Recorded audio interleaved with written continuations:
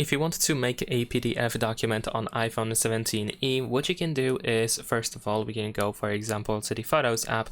So if you have some photos, like for example, some scans that are saved as images in the photo library, you can turn them into a PDF document quite easily. First, I'm going to tap on Select in the upper right corner, and then we can choose all of these photos that you wish to have on a document.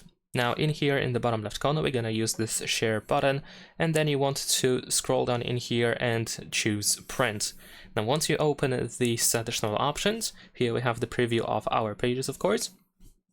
Afterwards, we're gonna tap on this share button again. This time it is in the upper right corner, and then as you can see, we are creating a PDF document. Here it is also described as a PDF document, and now we just have to save it, for example, to files. You can choose the location where it should be saved.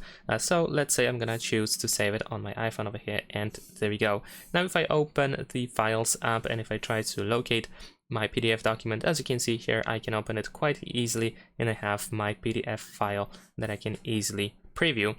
Of course, if the Photos app is just an example, you can make a PDF document out of almost everything, I believe.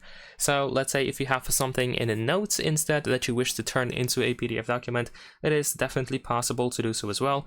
So in this case, if I already have my note opened, I can use this share button again, and then we're gonna choose the print option, and the rest is pretty much the same. We can go ahead and tap on the share button again, and then I can just save it to files, and the rest of the steps are exactly the same. So now after saving it once again as a PDF document, I can go, let's say, to the Files app, and then in here I have my PDF document created from my notes. And that is pretty much everything. Leave a like and subscribe.